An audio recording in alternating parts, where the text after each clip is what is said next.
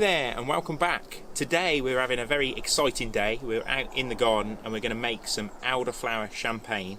It's this wonderful time of the year when these bountiful crop of elderflowers are all in abundance, so we're going to make use of them.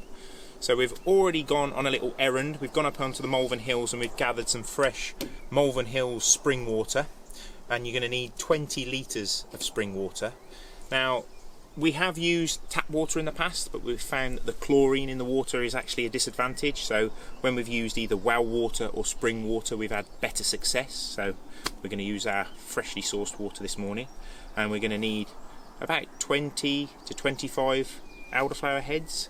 And what else do we need, Lois? We're going to need about 10 lemons, unwaxed, because you're going to use the rind and the juice, 2 kilograms of sugar, and some white wine vinegar.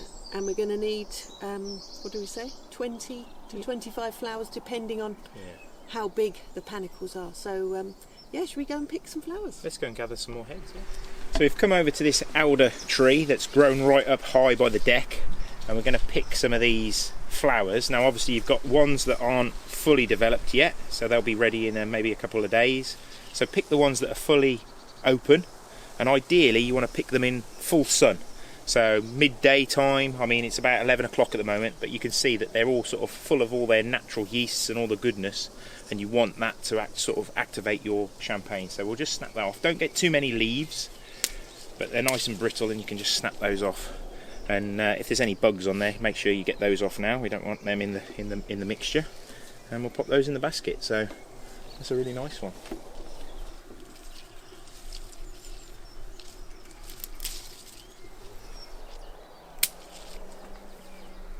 Now we've got 2 or 3 elder trees here, and we're just going to take some flowers off of each one, and that leaves other flowers to develop into berries later in the season, and we can use those for elderberry wine or putting into jams.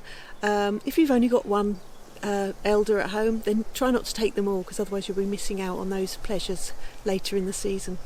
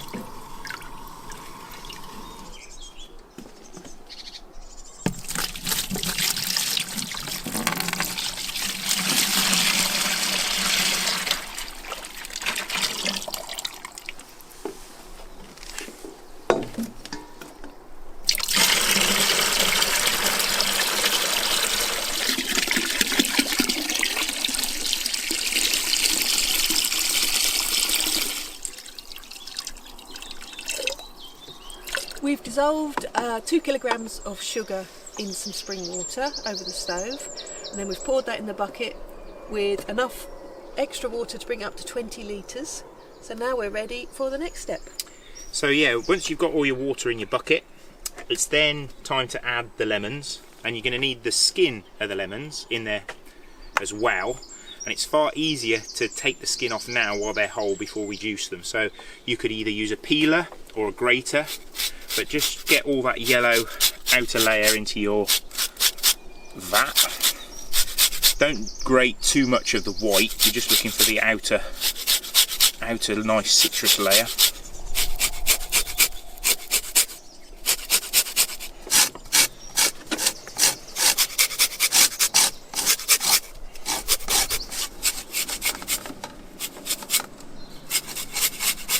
So we've pretty much got all the zest off the lemons, so now it's a question of actually cutting them in half, and then we're going to get the juice into the bucket as well. So if I cut a few of these open, there you go, Lois. Lovely, you can start squeezing them. Alright, so it's important that you use a really nice hand-turned cherry lemon squeezer as well. Yeah, I've got one as well. Oh, look at that, very nice. That's great, they work really good. Don't be worried about dropping pips and a bit of pith into the concoction, because you're going to be straining it later on anyway, so it doesn't matter if all those bits go in as well. So now it's time for the white wine vinegar, and you need about 5 tablespoons. Now this spoon is a bit bigger than a tablespoon, so I'm not going to fill it to the brim. You're going to remember to count. That's 1. 2,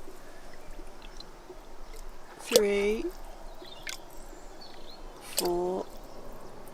Oh, 5. Okay. Lovely. Give that a stir. Give that a bit of a stir up. It's already smelling pretty good though, isn't it? Yeah, drink that now. So now it's time to add the elderflowers. So you put them in, flowers facing down, and about 20 large heads. So there's the first one going in. That looks good. I'll put a few in. It's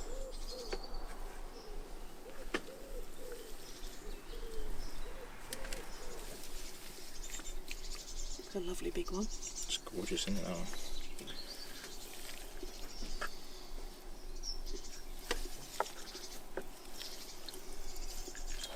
So the last flower head going in, we sort of kind of lost count a little bit, but I don't think you could overdo it really. And we're going to now take this and we're going to cover it with a cloth and put it in a warm, dark space, a cupboard or something like that. And in a couple of days' time, just have a cursory look, take the tea towel off, and you should start to see a sort of mould forming on the top, which looks pretty disgusting, but that's all the yeasts and things started to do their work. But yeah, 2 to 5 days, then we'll be ready for the next process. So yeah, we're going to have to be patient. So you got your... Cover it with a cloth. Fantastic. Yeah, put it to sleep for a few days. That's it.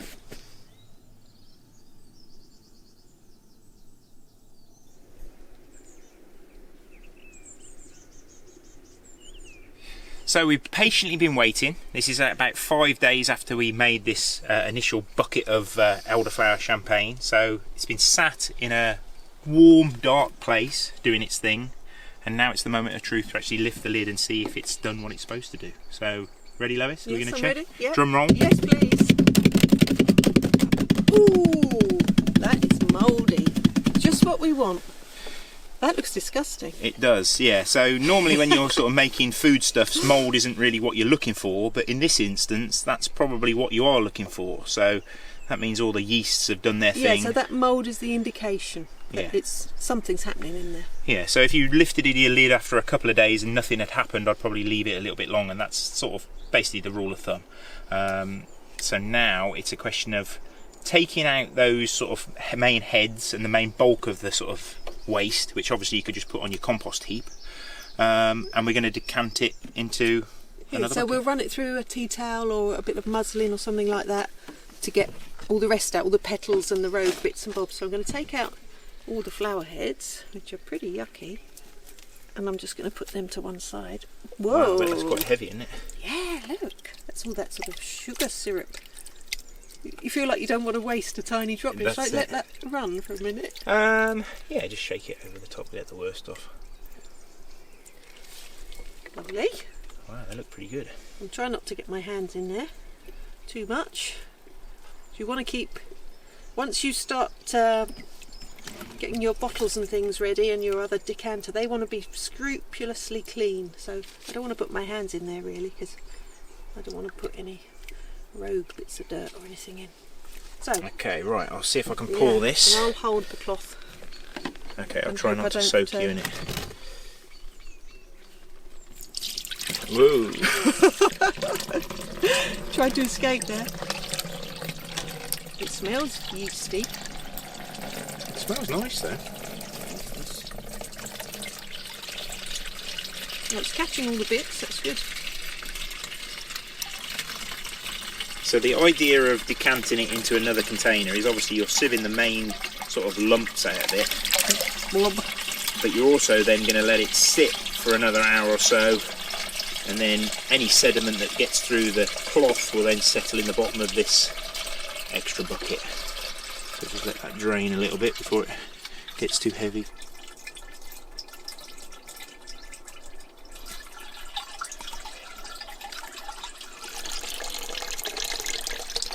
It's all draining nicely. So we've almost got it all strained through the tea towel now. So obviously there's no point pouring that last little bit of sediment from the very bottom of your bucket. You may as well just let that sit in that first container. That's pretty much all strained through now, isn't it? So it's sat for about an hour, so any other little bits can go down to the bottom. And now we're going to take a jug and a funnel and start bottling up. Looks really nice. Yeah, so there's not too much sediment sitting in the liquid itself, so that tea towel worked really well. There we go. And if you can save any lever top bottles like these ones, obviously they're designed for sort of carbonated drinks, so they should be good for it. Let's hope we get some good fizz in this batch. And you want to leave a bit of a sort of room at the top of the bottle for obviously for its sort of expansion and the gases. So what's that? That's about, yeah. That looks about right. Yeah, that looks about right. So then put the little lever lid on and the lever down, and then we'll label it up, shall we? That's it.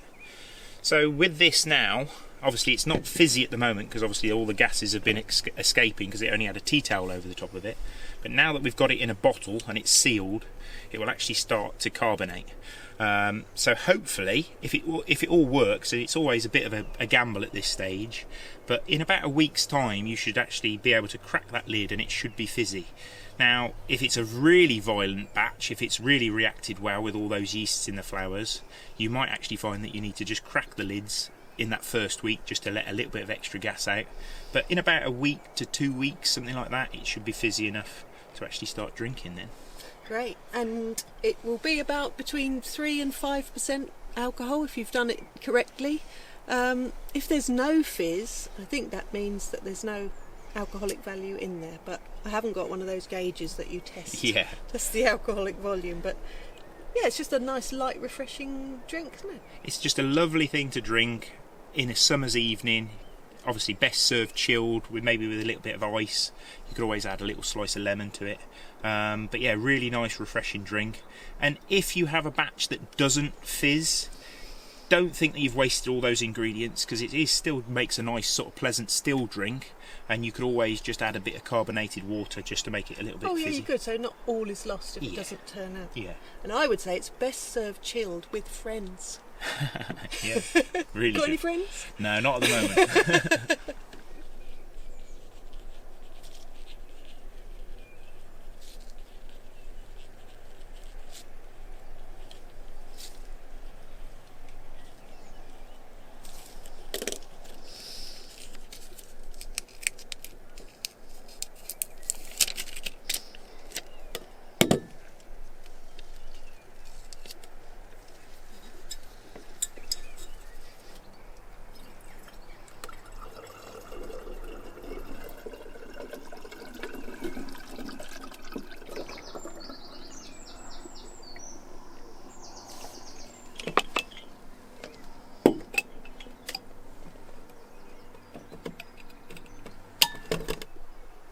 I hope you've enjoyed watching us make our elderflower champagne, and I hope it's encouraged you to try it yourself. I'm looking forward to drinking it soon. I know, this is the trouble, we've got to wait those few weeks for it to come to its sort of maturity, but yeah, hope you've enjoyed watching us, and maybe we'll do an actual unbottling video in the next couple of weeks. So yeah, hope you get out in your garden and gather some flowers and make your own elderflower champagne.